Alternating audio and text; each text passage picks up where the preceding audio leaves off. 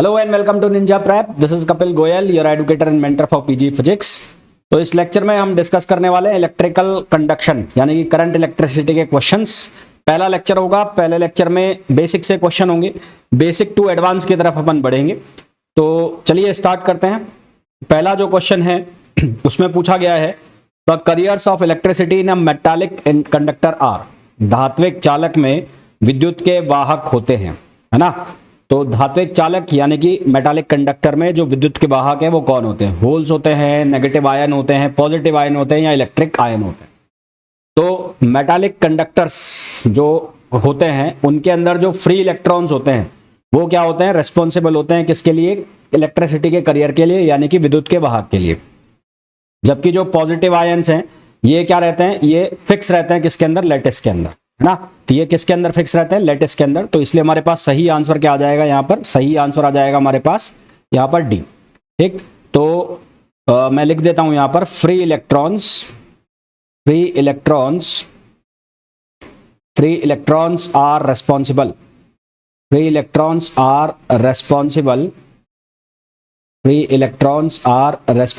For carrier of electricity ठीक है। Free electrons जो हैं वो इलेक्ट्रिसिटी के फ्लो के लिए क्या होते हैं? रेस्पॉन्सिबल होते हैं। क्लियर है यहां तक? चलिए भाई दूसरा क्वेश्चन देखो।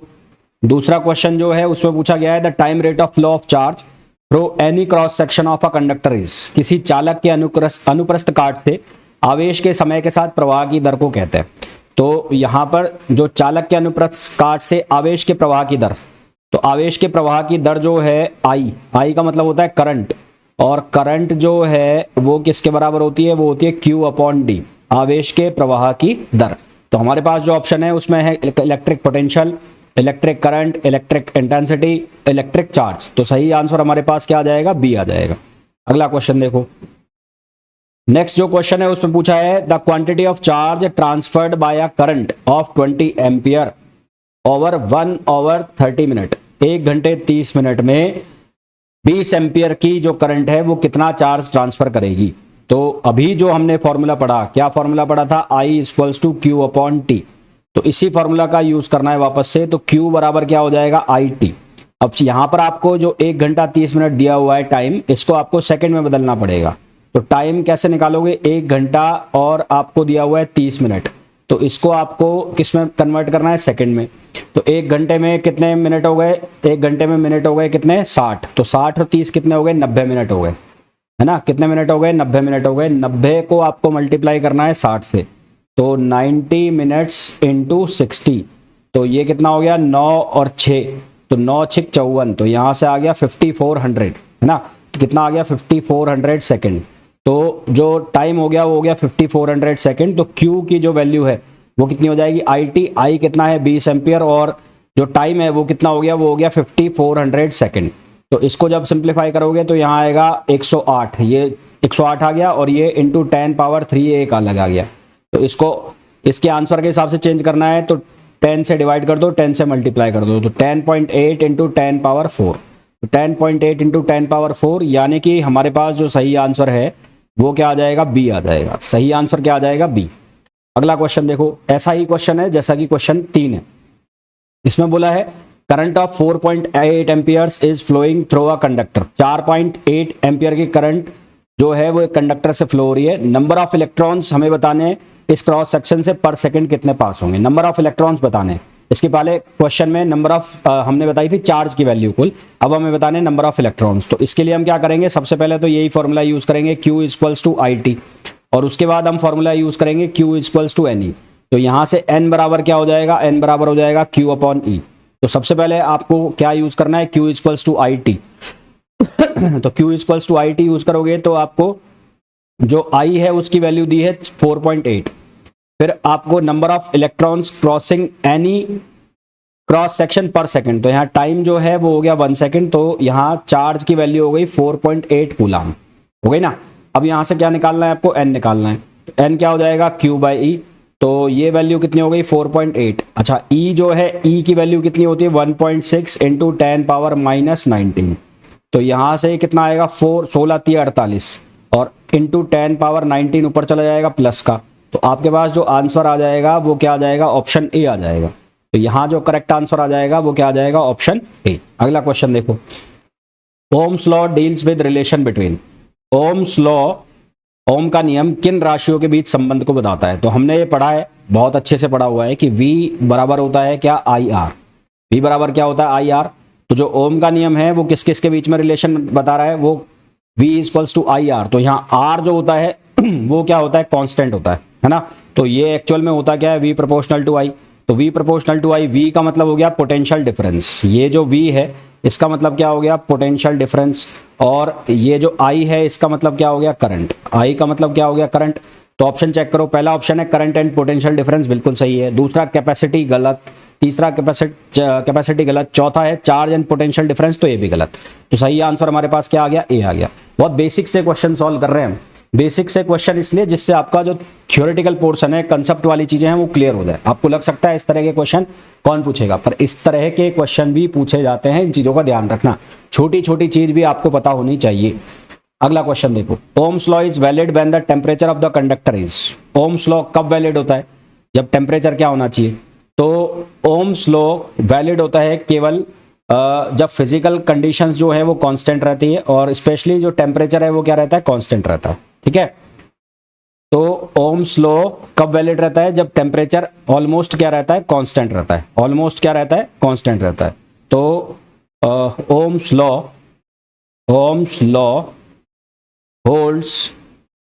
holds only when physical conditions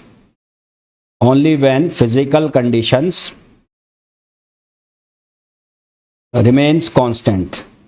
physical condition remains constant, और फिजिकल कंडीशन में स्पेशली क्या आ गया, स्पेशली आ गया टेम्परेचर। तो जो टेम्परेचर है वो क्या रहे, कांस्टेंट रहे, तो उस केस में ओम्स लॉ क्या हो जाता है, कांस्टेंट हो जाता है। ठीक बात। अच्छा जी, अब नेक्स्ट क्वेश्चन पे चलिए। Ohm's law is valid for, Ohm's law कब लागू होता है। पहला है metallic conductor at low temperature, दूसरा है metallic conductor at high temperature, तीसरा है इलेक्ट्रोलाइट, और चौथा है डायोड। तो देखो, इलेक्ट्रोलाइट और डायोड ओम्स लॉ को फॉलो नहीं करते, है ना। ये जो दोनों हैं, इलेक्ट्रोलाइट और डायोड, ये ओम्स लॉ को फॉलो नहीं करते। तो ये क्या आएगा, इनके आएगा do not follow Ohm's law, do not follow Ohm's law. तो ये दोनों तो वैसे ही खत्म हो गए। तो यहां तो ये सी और डी तो आपका हट गया। अब आपके पास ऑप्शन बचा है ए और बी। लो टेम्परेचर और हाई टेम्परेचर की बात चल रही है। तो अभी हमने जस्ट बात की थी कि जो टेम्परेचर है वो ऑलमोस्ट कांस्टेंट होना चाहिए।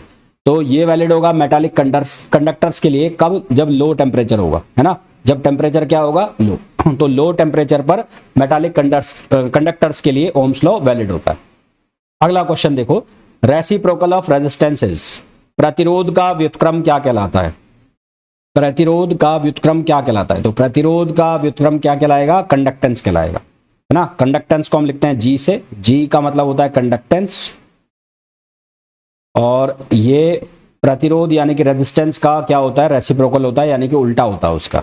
तो सही आंसर हमारे पास क्या हो गया, ए हो गया। ये इंपॉर्टेंट क्वेश्चन है, काफी बार पूछा जाता है ये बात, इस चीज का ध्यान रखिएगा, ये बहुत इंपॉर्टेंट है, इसको बहुत बार पूछा जाता है। अगला क्वेश्चन देखो, डायमेंशन ऑफ रेजिस्टेंस, रेजिस्टेंस का डायमेंशन क्या है। अब यहां पर यार ये या तो आपको याद हो और या फिर आपको निकालना आता हो। तो हमारे पास जो रिलेशन होता है वो क्या होता है, V equals to I R. तो यहां से R बराबर क्या हो गया, V अपॉन आई। R की वैल्यू क्या हो गई, V अपॉन आई।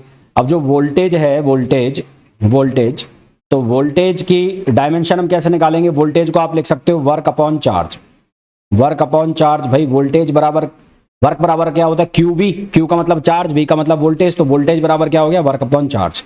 तो यहां से वोल्टेज की डायमेंशन कैसे निकालोगे।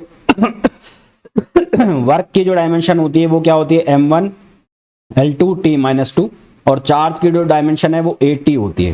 तो यहां से आपके पास वोल्टेज की डायमेंशन आ जाएगी, वो कितनी आ जाएगी, M1 L2 T-3 और A-1, T-3 और A-1।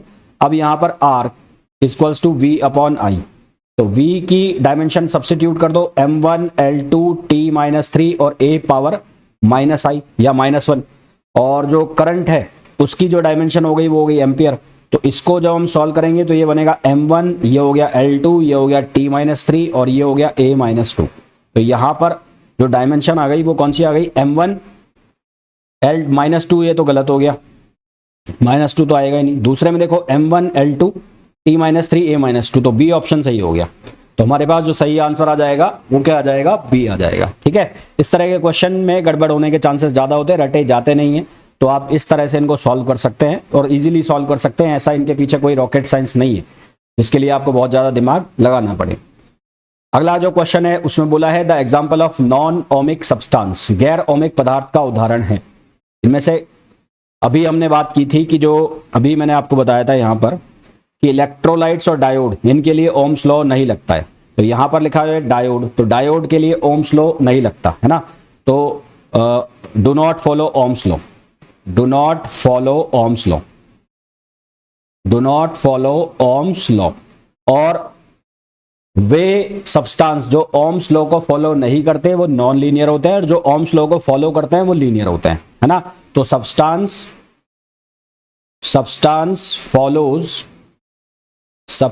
follows Ohm's law, substance follow Ohm's law are linear, वो सारे के सारे क्या होते हैं, लीनियर। और जो फॉलो नहीं करते हैं वो होते हैं नॉन लीनियर। तो फॉलो कौन नहीं कर रहा है, डायोड, तो ये क्या हो गया, नॉन लीनियर हो जाएगा। और हमें ये पूछा है कि नॉन ओमिक कौन सा होता है, नॉन लीनियर का मतलब है नॉन ओमिक। अगला क्वेश्चन देखो, अगला क्वेश्चन है the resistance of straight conductor does not depends upon its, resistance of a straight conductor, सीधे चालक तार का प्रतिरोध निम्न में से किस पर निर्भर नहीं करता है। तो आपके पास ये फॉर्मूला होता है R बराबर रो L अपॉन A, ये फॉर्मूला होता है। ठीक है, तो यहां से R जो है वो प्रोपोर्शनल होता है L के, किस पर निर्भर नहीं करता ये पूछा है। दूसरा है कि जो R है वो प्रोपोर्शनल होता है किसके, रेजिस्टिविटी, रेजिस्टिविटी का मतलब हो गया मटेरियल, ये हो गया इसका मतलब मटेरियल, इसका मतलब क्या हो गया लेंथ, इसका मतलब क्या हो गया लेंथ। और R जो है वो इनवर्सली प्रोपोर्शनल होता है एरिया के, तो इसका मतलब हो गया क्रॉस सेक्शन एरिया, इसका मतलब हो गया क्रॉस सेक्शन एरिया।